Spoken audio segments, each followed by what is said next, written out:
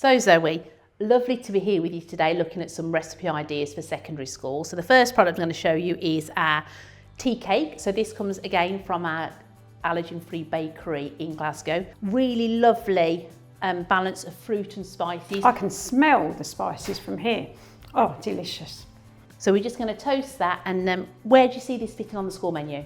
This is just perfect for breakfast and mid-morning. So to have something that is quick to thaw, ease of use of just simply warming through in the oven or under a grill is a great healthier alternative to some of those naughty treats that our children have every day.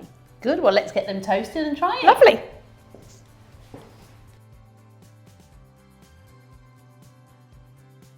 All toasted for you, Lou, under a preheated grill, and away we go. So super quick, which speed within secondary schools in particular is really important because they're feeding hundreds of children, and the onslaught and the busyness of mid-morning break, we need great solutions to feed our children. I think this is just perfect. The great thing about this is we've paired it with a margarine. It's got none of the 14 allergens in, and to make it easy, little gluten-free frag in there for the counter for those children that are really busy. Then come up, they know with confidence they've got a gluten-free product they can grab and take away.